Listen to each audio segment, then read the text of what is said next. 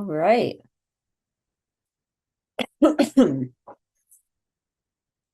Let's get started with events and event reporting. I'm going to just get right into it. A little bit about this webinar setup. There is a Q&A, which will look like this. If you'd like to ask any questions, put them in here, and I'll be checking out the Q&A every now and then between slides to see if anyone has questions. Yeah, so let's get started. Hi, I'm Jenny. I had to shut off my video so that you'd be able to see the full share screen, but eventually we'll have the video going with the share screen. I'm the VP of Customer Success, and I've been at Everflow for 5 years. I am right now in my basement office in San Francisco.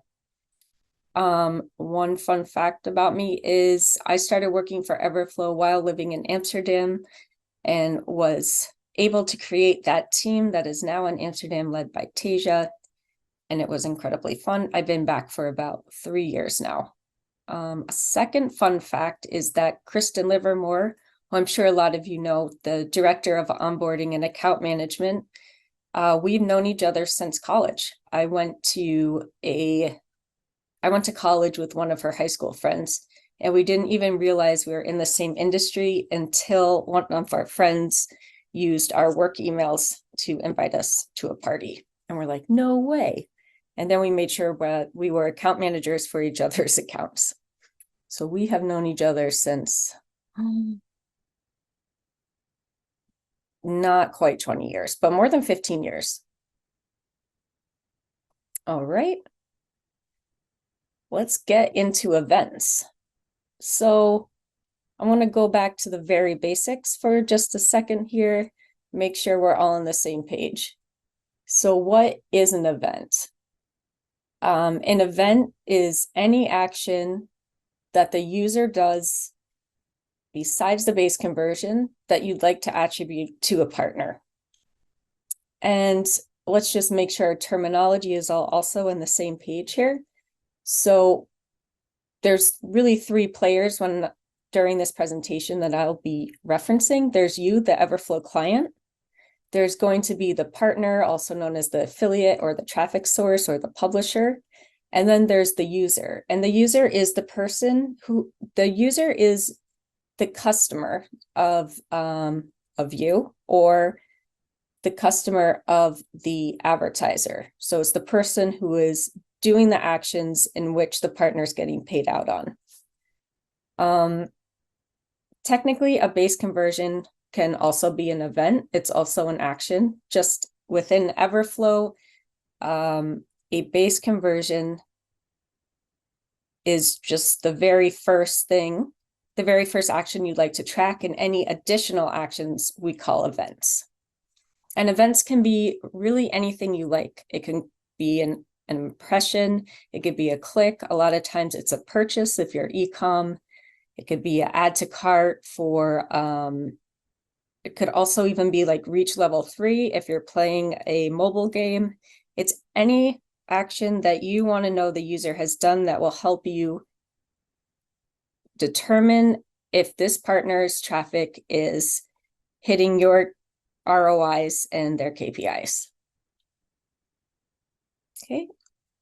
If you have any questions on the basics of what an event is, let me know. That is the theory behind an event. So I'm going to jump right into use cases here, and I'll be going back and forth between the Everflow platform itself and this. So the first use case I'm going to show you is just a standard, what we can call a standard event setup. Something to remember for every time you're setting up an offer with events is what actions determine whether you hit your ROI goals. So not only do you want to track an action that brings money to your company, but you also want to track actions that lead the user to perform the action that brings in money. And I'll go into that a little bit more. And then something else to consider whenever you're setting up your revenue and payouts with events is how do you want your reporting to look, and how do you want your reporting to look for your partner so that you can optimize most effectively. And something just to take note is the base conversion will always be visible to partners. So you can never make that private. If there's ever an action you don't want to share with your partner, it has to be an event. It cannot be the base conversion. And then, yeah. Also, the base conversion determines the CTR, which is the click-through rate. And that metric is the amount of conversions divided by the amount of clicks. Just want to make sure that you guys are aware of that. So I'm going to now switch over to, you can see this here. And actually this one as well. We're going to start with the cats. So events are set up per offer, and they're in the revenue and payout. So what I've done here as standard is the base conversion I've renamed email submit. If I am, we will not be making any money as the founder of the Cats Need Affection company from an email submit, but we are going to pay out our partners $1.50 for this. Then we're also going to be tracking what I just made these up yesterday, but we'll be tracking another event where the user can create a cat. Then the user can also decide to add on and pay for different extras for their cat creation. And then lastly, there is a bigger sale, which is a gift for the cat. And what I've done here is selected that the cat creation and the cat creation add-ons are not shared with the partners. They're only used for reporting for me so that I can optimize and say, okay, an email submit has happened, but I also see that out of all these hundreds of email submits, 20 people created a cat. Then here you can see the partner is also going to be able to see this event and say they will get 30% of the money spent by the user on this event. So they can make money in both the email submit and at the CPS. And then you can make sure that your ROI and that the KPIs are set between the email submit all the way down through the gift from the wilderness.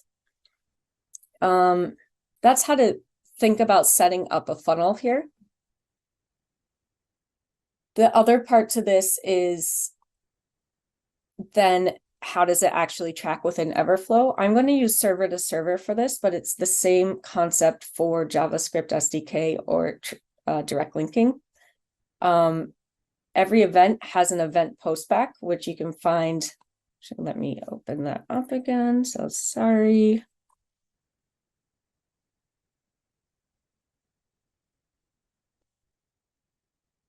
Here you go. So I'm going to save this. And every event has an event postback. So if I wanted to, when I want to set up the cat creation one, this is the postback I'm going to use. And I'm going to move this here. So what's important here to realize is that this is the event ID 69649, and that's also going to be static within the event postback. And that's how Everflow determines which event is being fired back into Everflow. Okay, so this is a standard case. Sorry, let's see. There is a question from Victoria.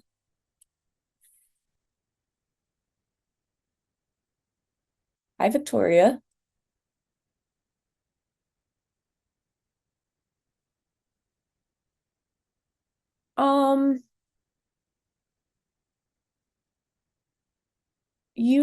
You can always set an event to be private so that the event isn't shown to the partner. You also have control of if there's any monetary value being shown. So even if the event is open to the partner, they could have a 0 payout. If that doesn't work, if this is very specific, I would suggest going through support to ask. Okay. All right, second use case. This is going to be email attribution. This all starts with the same 2 questions. What actions do you need? And how would you like this displayed in reporting? For email attribution, what this will do is this allows you to track subscriptions or repeat purchases in which the transaction ID will not be matching from that original base conversion, because a user can come back and sign in as many times as they like, and that will clear out their cookies and create new transaction IDs if they use the Everflow tracking link. So with email creation, with attribution, the email address is going to be sent into Everflow on the base conversion. And then the next time that email address is passed into Everflow, it's going to then be associated with that partner that originally sent in that email address. And this means it's going to go to the cat creation by default. If there's another event ID instead of this one, it will use that event ID to put the as the event.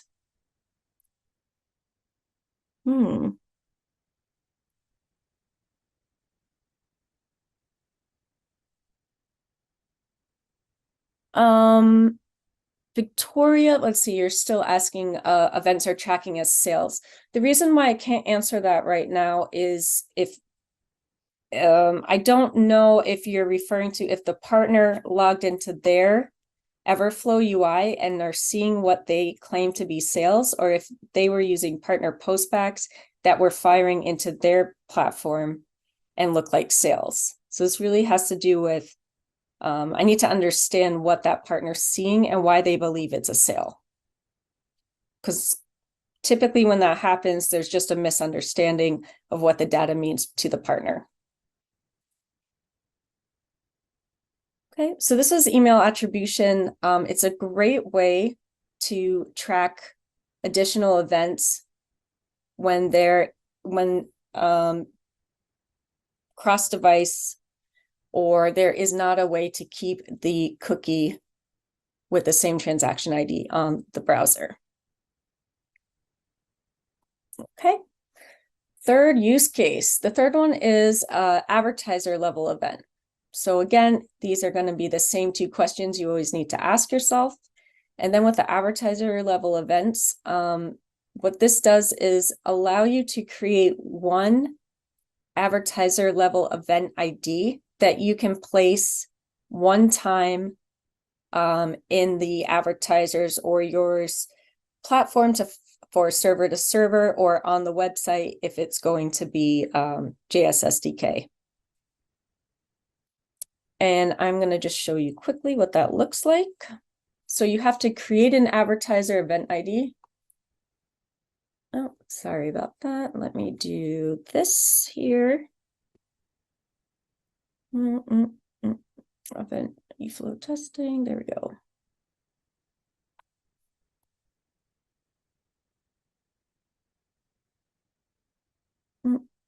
There we go.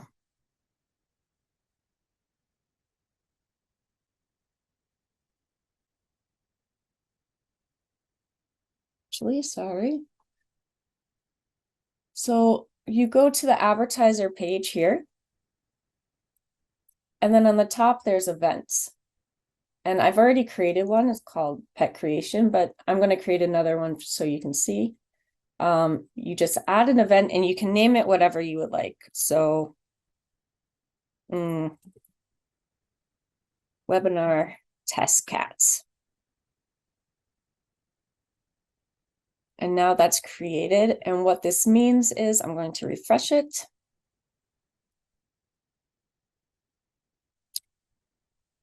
is that if you have an offer that has a single backend, but multiple domains and ways to get in, this is definitely what you would like to use. So here for the cat creation event, instead of using an event ID, I'm using the advertiser level event. So you enable use advertiser event, and then you select what it is, and that is all that you need to do. You need to add this event though to every offer in which you're going to be tracking this specific event. And let me show you. I'll give another example of why this would work, why you would need this. This happens a lot with apps. So an app, let's just say Candy Crush, they have like 5 different types of Candy Crushes you can download. But at the end of the day, it is all the same. It all goes to, let's say, Apps Flyer, for example. And the event tracking all happens within the same SDK.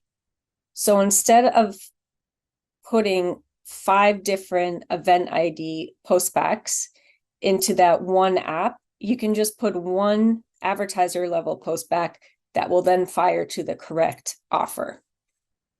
So to show you this, I created a second offer that's also going to be cat creations. That's the same as cat creations, but it's for dogs. And what I'm going to do here, since these are the same advertisers, is you can see it's using the same advertiser event as it is in the cats.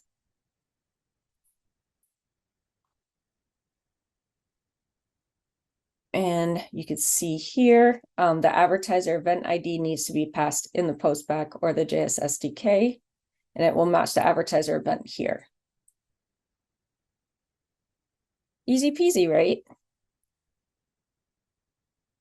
Perfect. Now we're going to get into reporting.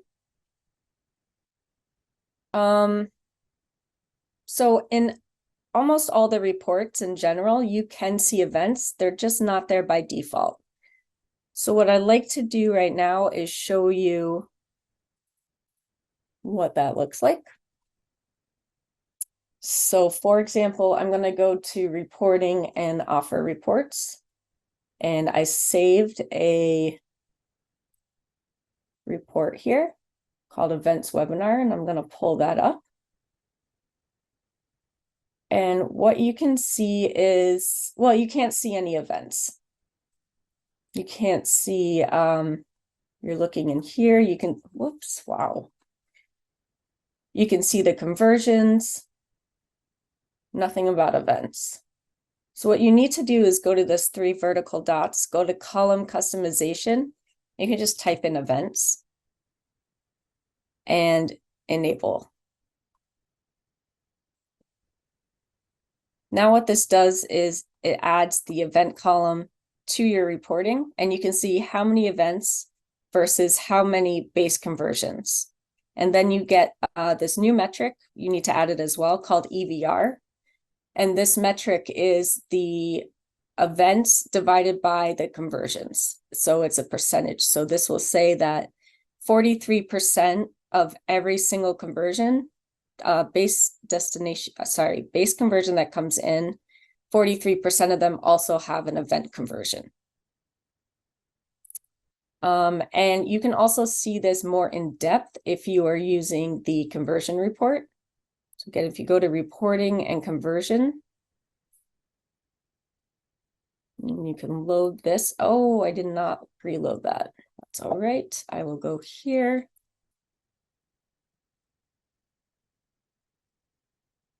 Here you go. You can just click on the events within a top level report. And there are 2 metrics that are good to be added if you want to look at the events in the conversion report. So it's offer events and event name. This allows you to aggregate the conversions by the event names here so that you know. Let me add to this though. Okay.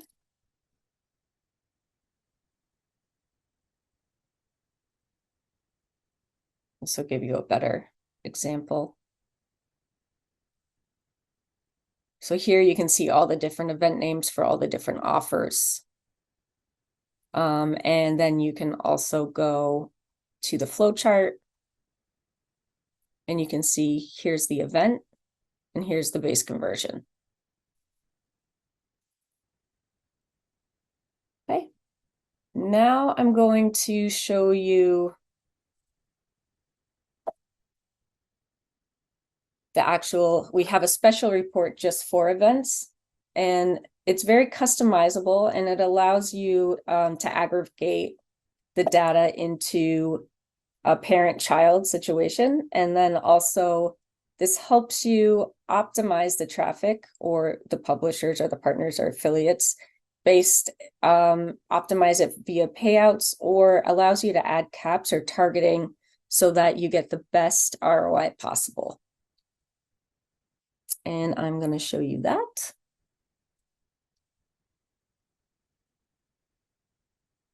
Well, the best way to get to the event report is to go to reporting and then event.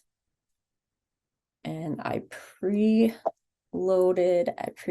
one here. So when I was talking about customization, there is the parent here, which will by default be the name of the offer. And then there's a child. So you could say, you can really pick tons of different data points here. I'm going to just keep it simple and pick partner. You also have a choice between offer event and advertiser level event. I'm going to keep it at offer right now. And then I'm going to run this. So now each row is divided by the offer and a unique partner. And then you can see the events in the order in which they are created on the offer. So first base would be the base conversion, and then second base is the first event, and then the third event here. It's important to point out that there are only clicks associated with the base conversion. There's no such thing as a click on an event, because that click is the same click that created the base. And these are the total conversions from each event. And this is the conversion rate from the base conversion to the event mentioned. And this is a really great report. You can really break it down. You can say, you know, digital partners, they're bringing in way more in the second base. Why don't we just tell them we won't pay on first base, but we'll double their payout for the second base event?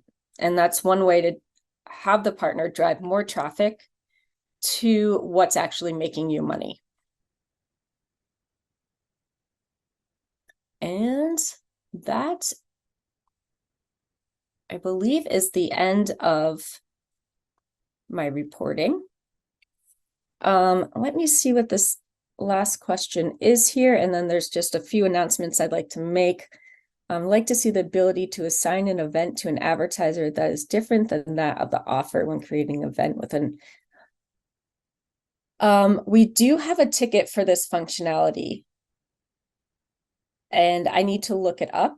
You're coming in as anonymous, as you can see. If you could share or email support, like Alicia said here, or go through the chat, we'll make sure that you are on that ticket, and then we'll be able to update you when that's possible. There is some workarounds to this, so please come on through and we can discuss the workarounds if those work for exactly what you're looking to have happen. All right. I know this was a little bit, I don't know, dry, but events are really important, and it can really make or break your campaign with the setup and how you use these events moving forward. I want to remind everyone that we have launched our Everflow Pay. So this is a platform where for you to pay your partners. Right now it's only for US. So please reach out to support or via chat, and you can find out more about Everflow Pay. There's also articles on our website and in our help desk. And secondly, I just wanted to let you all know about some events that the Everflow team will be participating in. So the AFI Awards are coming up, the AFI Meetup in Los Angeles. I believe that we're sponsoring part of that. That's December 13th. Lead Generation World in Florida.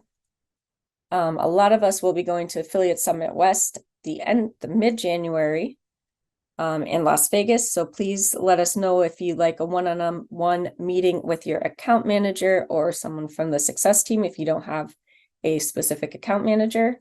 And then we'll also be going to Dubai in February. And I believe we're going to be in Bangkok next week. Actually, that one was missed. So thank you. Let me know. We have 1 minute left, but please, if you have any further questions, please reach out to support. You can do it via the chat or email. And this webinar will be sent out to everyone once it is done. Thank you.